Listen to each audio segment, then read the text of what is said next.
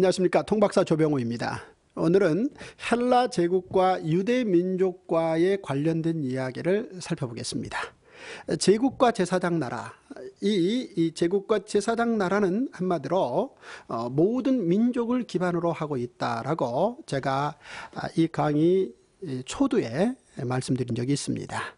제국은 한 민족이 다른 민족을 어떻게 지배체제 형식을 갖추느냐의 그 특성을 가지고 있고, 제사장 나라는 하나님의 꿈을 가진 히브리 민족이 여러 민족과 어떻게 동반자적 관계를 설정하며 하나님 앞에 설 것인가, 이런 소망을 가진 사명을 그 구성으로 하고 있다라고 말씀을 드렸습니다.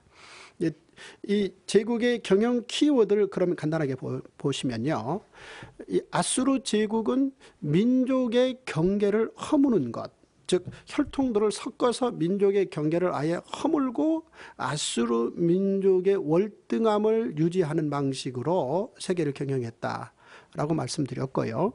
그런가 하면은 이 바벨론 제국은 교육을 통해서 민족을 차등화하는 방식으로 세계를 경영하려고 했다라고 말씀드렸습니다. 그런가 하면은 페르시아 제국은 일종의 이 민족에게 자율권을 어느 만큼 제공하면서, 즉 그들의 문화나 종교적 측면의 이 자율권을 보장하며 페르시아 제국의 이 경제적 우선을 확보하는 형식을 띠면서 제국 경영을 이루었다라고 말씀을 드렸습니다. 그런가 하면은 이제 헬라 제국은 이전 제국들과는 좀 다른 형식으로 민족을 융합화하는 형식을 띠었다라는 경영 키워드를 그들은 가지고 있다라고 말씀드리고 싶습니다. 이런 차원에서 이 헬라 제국의 경영 키워드가 제사장 나라의 키 컨셉을 사명으로 가진 유대 민족과 어떤 관련성을 맺을 수밖에 없는가라는 내용을 살펴보는 것은 의미가 있겠습니다. 먼저 알렉산더는 헬라 제국을 건설을 했지만 다른 여타 민족, 특히나 유대 민족과도 어떠한 접촉점이 크게 남아있지 않다라는 사실 지난 시간에 말씀드렸고요.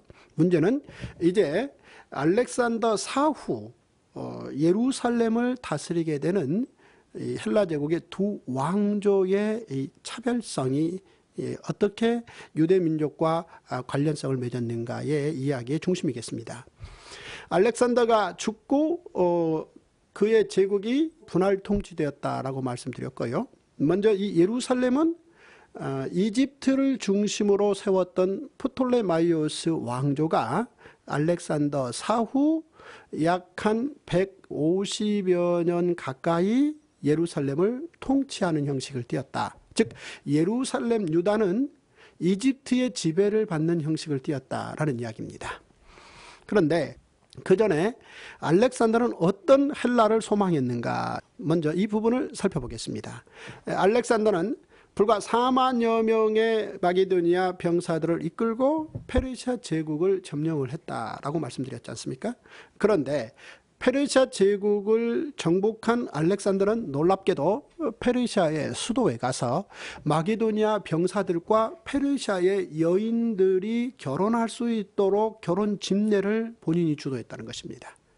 다시 말해서 마게도니아 군인들은 정복 군인들이고 페르시아의 여인들을 포함한 사람들은 이제 지배를 받아야 될 민족이지 않습니까?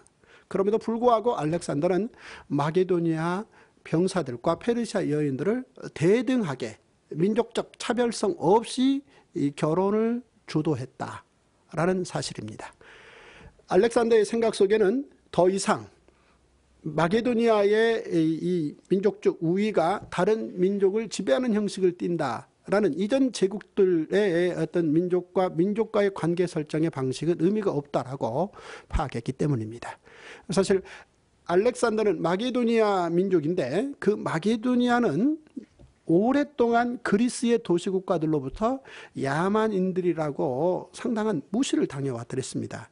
그런 마게도니아 출신 알렉산더가 오히려 그리스를 지배하는 형식을 띄었고, 그 가운데에서 마게도니아가 다시 그리스의 도시국가들을 무시하는 형식이라기보다는 오히려 알렉산더는 관계가 이 동반자적 관계로 설정된다 라고, 즉 마게도니아 사람들이 그리스 도시국가들이 그동안 발전시켜 왔던 문학과 철학과 역사에 대해서 나름 존중하며 그것을 그들의 삶의 방식으로 소유하는 형식이어서 바로 알렉산더의 헬라 제국의 이 기반 형성이라는 측면에 큰 영향을 미친 것이다 라고 볼 수 있겠습니다. 뿐만 아니라 이 알렉산더는 이 군대를 잘 동원하며 이 전략 전술을 통해서 전쟁에 이기는 사람으로서 뿐만 아니라 그는 나름의 책을 열심히 독서하는 사람으로서 이름이 남겨 있다는 것이죠. 물론 청소년기에 공부를 아리스토텔레스를 통해서 하게 되는 어떤 이유도 있었겠습니다만 그는 특히나 지난 시간에 말씀드렸듯이 호메로스의 일리아드를 즐겨 읽었다고 합니다. 그는 매일 낮에는 전쟁을 치르고 밤에 그는 잠자리에 들기 전에 옆에 서 있는 병사에게 일리아드를 읽게 해서 그 책 이야기를 듣는 가운데 잠자리에 들었다는데요.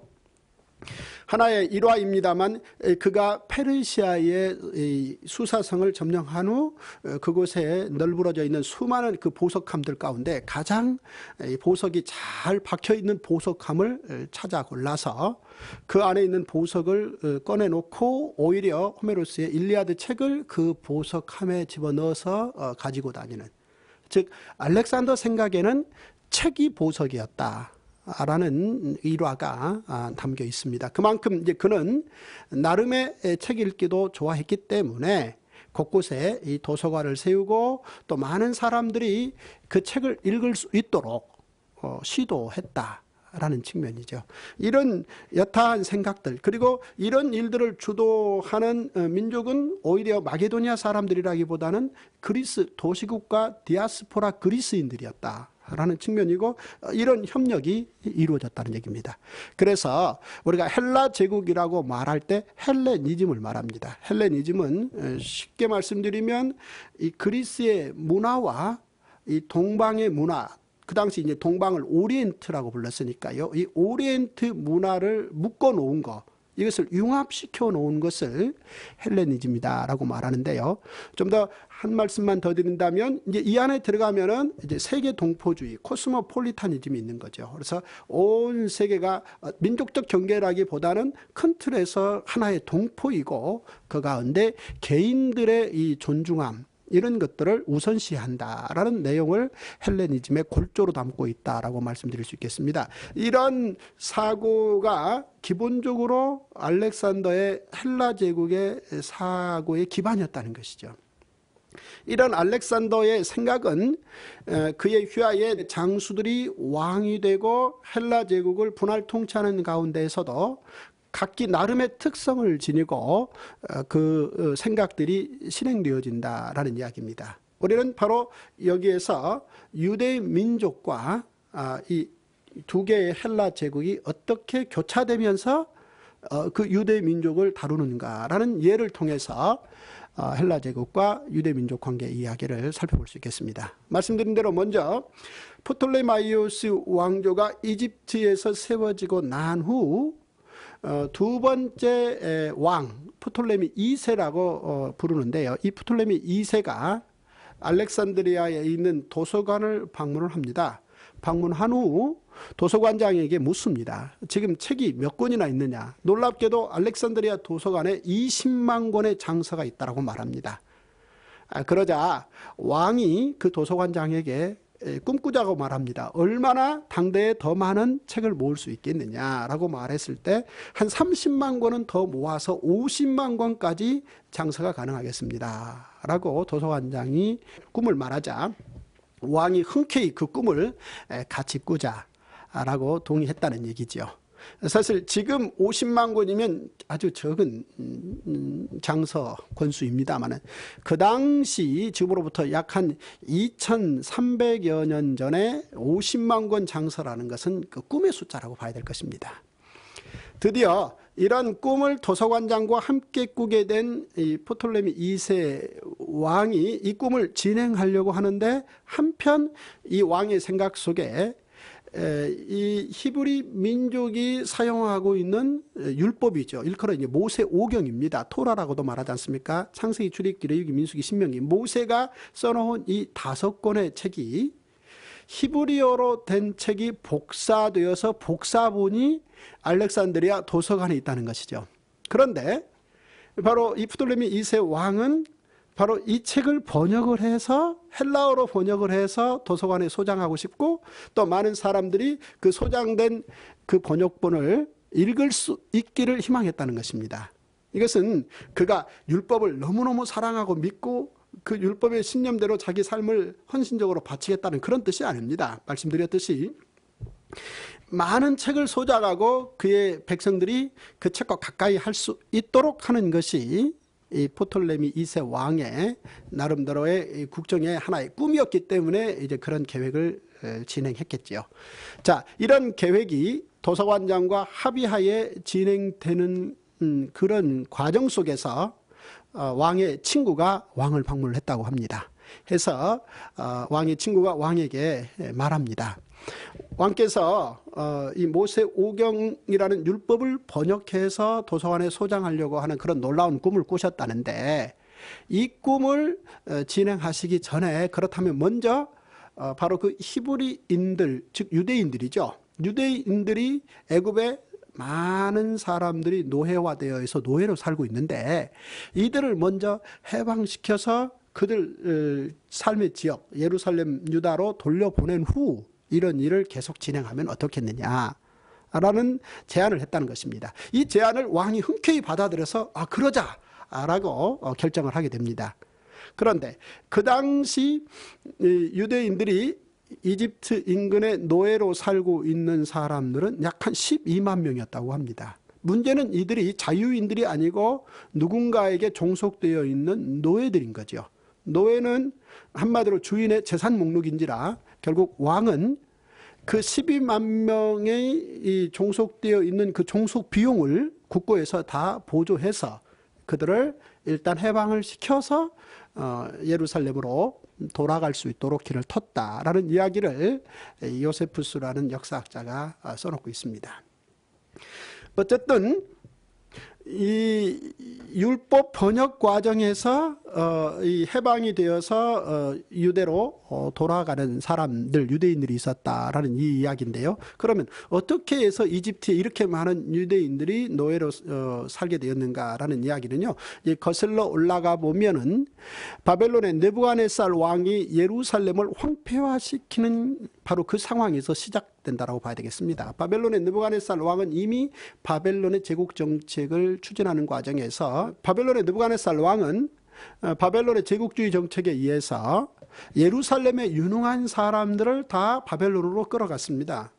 그리고 예루살렘에는 이제 유능하진 않지만 삶을 진행할 수 있는 사람들을 남겼는데, 이들의 일부가 오히려 이 바벨론을 저항해서 이들이 애굽으로 피난을 갔다는 얘기죠. 즉 바벨론 제국의 지배를 받지 않겠다라고 애굽으로 도망갔습니다. 그런데 그때 하나님께서 예레미야 선지자를 통해서 하나님의 계획은 바벨론과 함께 이 포로들을 보내서 거기에서 교육시켜서 하나님의 미래를 예루살렘 중심으로 다시 여시겠다라는 계획이었고, 그 외에 이를테면 애굽으로 내려간다든지 이런 부분에 대해서는 적절치 않다라고 수없이 말씀을 주셨지만, 그럼에도 불구하고 그 당시 상황에서 하나님의 큰 틀의 계획을 수납하지 못한 상당한 유대인들의 일부가 결국은 애굽으로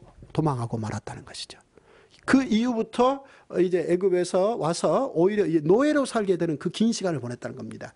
어느 만큼의 긴 시간이냐면 바벨론 제국 70년, 페르시아 제국이 그 이후에 약 한 200년 세월이 지났습니다. 그리고 헬라 제국입니다. 그렇다면 지금 바벨론으로 끌려간 유대인들은 70년 만에 귀환을 했지 않습니까? 그래서 이 페르시아 제국이 진행되는 동안은 어떤 면에서 제국의 지배를 받긴 해도 어느 종의 형태를 띈 삶의 구조는 아니었다는 것이죠.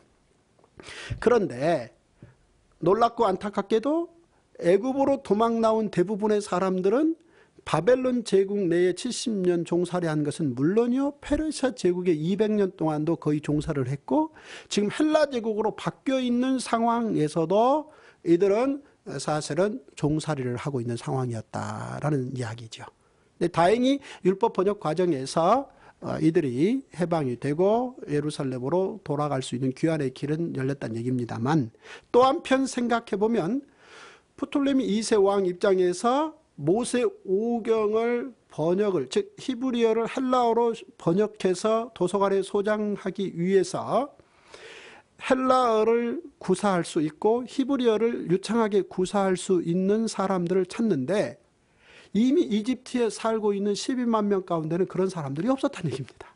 안타까운 얘기죠. 그렇게 많은 사람들이 실제 이집트에 살고 있었지만 그 모세 오경을 히브리어로 읽고 헬라어로 번역할 만한 실력 갖춘 사람들은 없었다는 것입니다.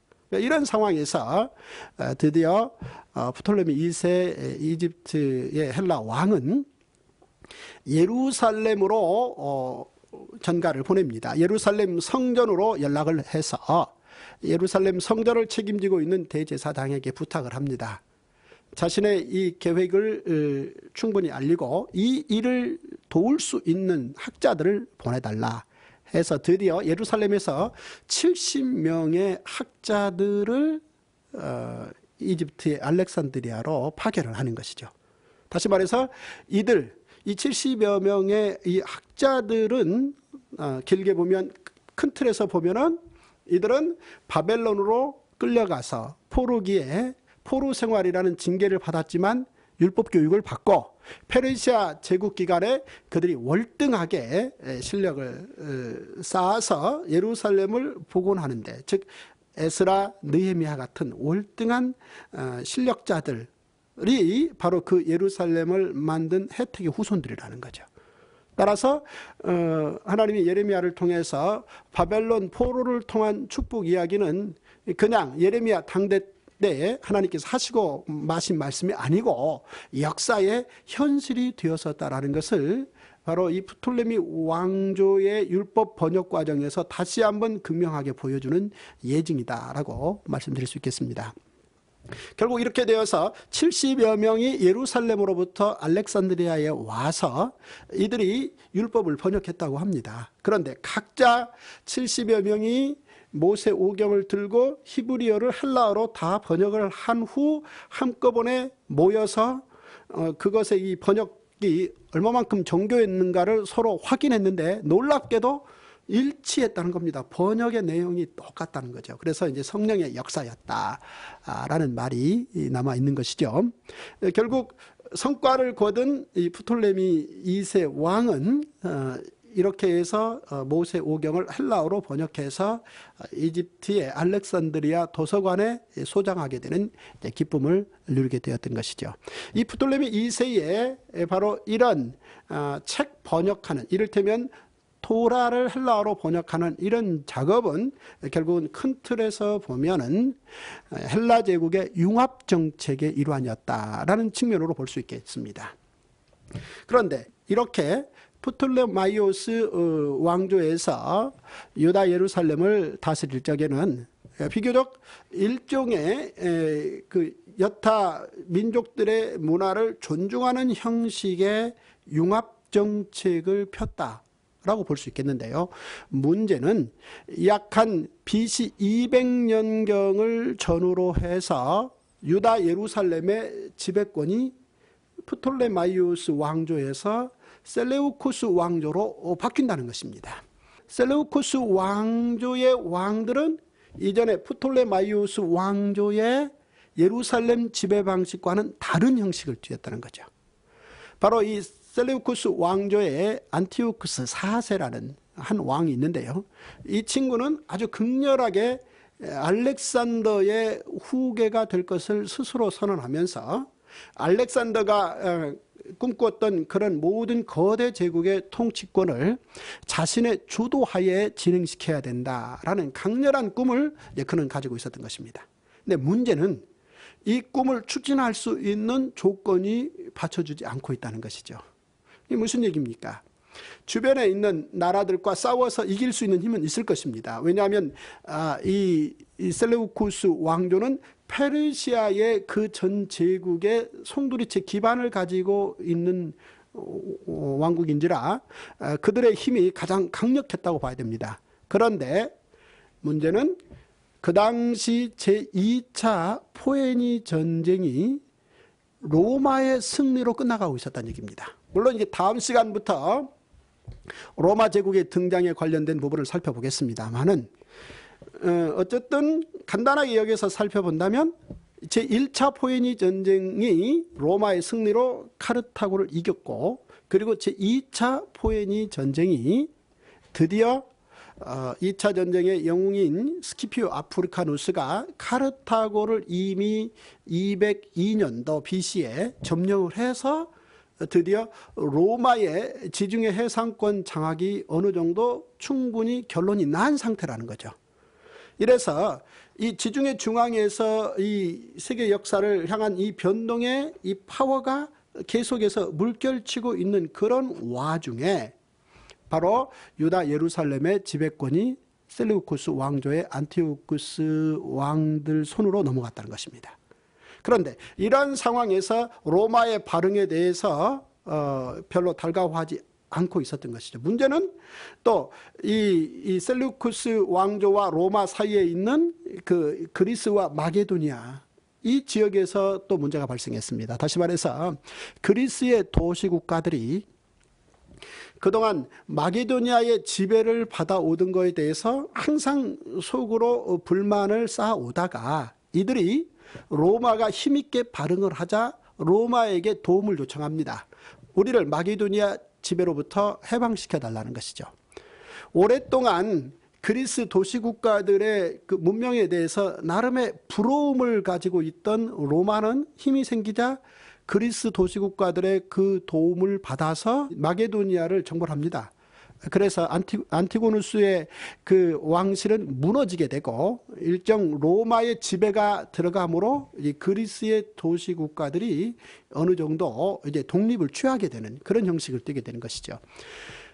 더 나아가서 그리스의 도시국가들은 이 정도 독립으로는 만족을 하지 못한 상태에서 오히려 이제 그리스 도시국가들은 이번에는 셀레우코스 왕조에게 도움을 요청해서 자기들을 지배했던 그 마게도니아를 아예 응징해달라 이런 요청을 하게 됩니다. 그러자 이 셀레우쿠스 왕조에서는 그렇지 않아도 전 헬라 제국을 다 재편성해서 제2의 알렉산더가 되기를 꿈꾸는 이 왕이 좋은 기회다 싶어서 오히려 이제 마게도니아를 더 징벌하러 가는 상황이죠. 그러나 문제는 이미 그 마게도니아는 로마 통치에 있었기 때문에 이 마게도니아를 이 셀루쿠스 왕조의 군대가 간다는 이야기는 로마와의 전쟁을 불사한다는 얘기죠. 따라서 결국 로마와 셀루쿠스의 이 전쟁은 또다시 로마의 승리로 끝이 납니다. 다음 시간에 좀 자세히 말씀드리겠습니다만은 이제 여기에 한니발이 등장한다는 등 여러 복잡한 이야기가 조금 얽혀 있습니다. 해서 드디어 이 셀루쿠스 왕조는 로마의 힘 앞에 어느 만큼 이제 굴복하는 형식을 띠게 되는 것이며, 이런 상황에서 셀루쿠스 왕조의 이 왕이 된 안티오쿠스 4세는 이 친구는 오히려 자기의 지배 범위에 있는 여러 통치 기반을 튼튼히 해야 된다 라는 나름의 계획을 세우게 되고, 자신이 지배하는 모든 민족들에게 과감한 충성을 요청하게 되는 것이죠. 따라서 이제 그런 상황에 드디어 유다 예루살렘이 놓이게 되는 것이며, 이런 어떤 내정 상황 속에서 로마에게 전쟁에서 졌기 때문에 일정 배상금도 지불해야 되는 이 셀레우코스의 왕 입장에서는 또다시 이 배상금을 만들기 위해서 각 민족이 가진 좋은 것들, 예를 들어서 예루살렘의 성전 안에 좋은 것들을 약탈해 간다든지 이런 형식을 띠므로 말미암아 유다 예루살렘 입장에서는 이제 이전 이집트의 프톨레마이오스 왕조의 이 지배를 받을 때와는 전혀 달라진 상황에서 이 통치를 받아들여야 하는 상황인 거죠. 따라서 이 상황을 놓고 유대 민족 내의 의견이 분분해지는 것은 이제 당연한 것이겠죠. 그런 상황 속에서 이 안티오쿠스 4세의 지배 명령이 더 철저해지고, 이를테면 그 내용인 즉슨 율법을 송두리째 금지하는 것입니다. 이전 이집트의 왕조에서는 율법을 번역하는 역할까지 주도해 줬다면, 이번 셀레우쿠스 왕조에서는 율법의 금지 명령이 얼마나 철저했던지 할례를 행하지 말라는 것입니다. 가령 난지 8일 만에 할례를 받게 되면 그 아이는 죽습니다. 그리고 그 할례를 행한 아버지도 죽고, 8일 된 아이가 죽은 상태로 어머니의 목에 걸려서 사람들 앞에 서 있게 되는 이런 극단적 처벌을 했다는 것이죠. 즉 율법을 지켜 행하면 이렇게까지 극단적인 처벌을 행하자. 이런 상황에서 어느 한 시골 동네에서 한 제사장이 이 상황을 결국 참다 못해서 안티오쿠스 4세의 명령을 가지고 온 자를 죽입니다. 그리고 이제 거기에서 대규모 반란이 일어나는 것이죠. 일컬어 이제 유다 마카비 혁명이다라고 말합니다. 작은 시골 동네의 제사장 유다 이 마카비, 이 집안에서 온 사람들이 모여들어서 결국은 이런 지배를 결코 받을 수 없다라고 저항하게 되고, 이 저항 세력이 점점 이제 커지게 되는 것이며, 이 극단적 저항을 진압하기 위해서 안티오쿠스 4세는 군대를 보내게 되고, 그들의 군대를 맞아서 유대 민족들은 많은 피해를 입지만 결국 끈질기게 저항함으로 말미암아 이 반란군들의 세력은 날로 이제 커져가게 되는 것이죠. 이런 상황에서 안티오쿠스 4세의 셀루쿠스 왕조는 또 다른 주변에서 이 전쟁이 발생하게 되고, 그 발생된 전쟁을 좀 더 다급하게 처리해야 되는 상황에서 유다 예루살렘과 관련된 이 전선은 어느 만큼의 이 타협점을 찾게 되는 것입니다. 따라서 이 셀루쿠스 왕조에서는 이 유다 예루살렘의 내정을 간섭하지 않겠다라는 선에서 물러나게 됨으로 말미암아 그 반란을 주도했던 바로 그 집안 사람들이 중심이 되어서 하스몬 왕조를 세우게 됩니다. 따라서 이 하스몬 왕조는 이전에 존재했던 다윗 왕조와는 다른 혈통의 왕조입니다. 제사장 가문에서 세운 왕조인데요. BC 140년경에 세워진 이 하스몬 왕조는 드디어 상당 기간 나름대로 종교는 물론이요 정치적으로 자유하는 독립기간을 보낸다라고 볼 수 있겠습니다. 그런데 문제는 이 하스몬 왕조가 이 유다 예루살렘 중심으로 이 정부를 유지해 가는데, 이 안에 민족 내부의 갈등이 점점 극단화되면서 드디어 파당이 형성되었다는 것이죠. 쉽게 말씀드리면 사두개파와 바리새파라는 말이 신약 성경에 아주 중요하게 유대 민족의 골조로 형성되어 있는데요. 이들이 바로 이 헬라 제국에서 탄생된 하스몬 왕조 때 드디어 본격적으로 드러났다는 것입니다. 하스몬 왕조의 이 탄생이 이 파당을 만들었다라는 이야기는 너무 짧은 이야기고요. 사실 헬라 제국의 정책이 바로 이 민족의 내분, 파당 설정의 가장 근간적 배경이었다라고 우리가 생각해 봐야 될 것입니다. 다시 말해서 이 셀루쿠스 왕조의 이 융합 정책, 이를테면은 이전 프톨레마이오스의 왕조의 민족 융합 정책과는 좀 더 다른 형식의 융합 정책, 좀 더 강화된 헬라 정책, 이런 것들 속에서 히브리인들은 모세 때부터 본격적으로 가져왔던 그 율법 정신, 적어도 이 1000년 이상 유지해왔던 이 정신을 어떻게 할 것인가를 놓고 갈등을 빚을 수밖에 없었다는 것이죠. 사두개인들은 이 다윗 시대의 제사장으로 봉직했던 사독이라는 사람들의 후손들입니다. 이들은 모세 오경을 충실하게 지키되, 그럼에도 불구하고 헬라 제국 당국과 어느 정도 긴밀한 관계를 가지면서 일종의 지배체제의 기득권을 유지하려고 하는 성향을 띠고 있었고요. 바리새인들이라 일컬어지는 사람들은 이제 하시딤, 저항자 분리주의자라는 뜻인데요.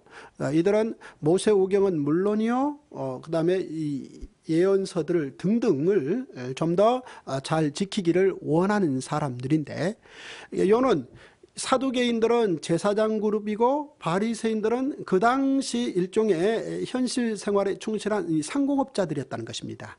이들이 서로 이 헬라 시대를 대처하는 방식을 놓고 이 갈등을 빚게 되고, 특히나 이제 하스몬 왕조가 탄생하고 난 이후에는 이들이 세력화되어서 이전에 자신들이 이 주장했던 이 성향들을 일체 양보하지 않는, 그러니까 이를테면 이미 그 당시에 이 헬라 정신이 들어옴으로 말미암아 이 영혼 불멸 사상이 들어왔는데, 사두개인들은 모세 오경을 중요하게 여기고 그 외에는 취급하지 않는지라 사실은 영혼 불멸 같은 문제를 유대인들의 종교 문제로 끌어오지 않았다는 것이고, 바리새인들은 이미 예언서들과 묵시문학을 통해서 이 부활 사상을 이미 다 수용하고 있는 바 헬라에서 들어온 영혼 불멸을 받아들일 수 없다라는 이런 면에서 안에 들어가면 이 사상적으로 함께 갈 수 없는 측면이 이미 발생했다는 것입니다. 이런 구체적인 내용의 갈등뿐만 아니라 또한 여러 그 왕조 경영을 어떻게 하느냐를 놓고 이 정치적 갈등까지 서로 양 계파가 양보하지 않는, 따라서 이후에 이 사두개파가 바리새파 지도자들을 한번 암살하는 그런 극단적 사건도 있게 되어서 결국 하스몬 왕조를 지속시키는 기간 동안 양 계파는 서로 불신을 하게 되는, 그래서 함께 갈 수 없는 그런 극단적 상황으로까지 발전할 수밖에 없었다. 이런 싸움이 지속되는 기간 동안에 헬라 제국은 끝나게 되고 하스몬 왕조도 끝나게 되고 로마 제국이 들어와서 오히려 유다 예루살렘을 지배하게 되는 형식을 띠게 되었다라는 말씀이죠. 오늘 여기까지 살펴보았는데요. 결국 헬라 제국을 통해서 모세 오경이 헬라어로 번역되었다는 것과 그 헬라 제국의 지배 그늘 속에서 신약 시대에 존재했던 두 당파, 물론 이제 SNF파도 포함이 됩니다만 세 당파가 출현하게 되었다라는 내용을 살펴보았습니다. 다음 시간에는 포에니 전쟁과 로마 제국과 관련해서 살펴볼 수 있도록 하겠습니다. 감사합니다.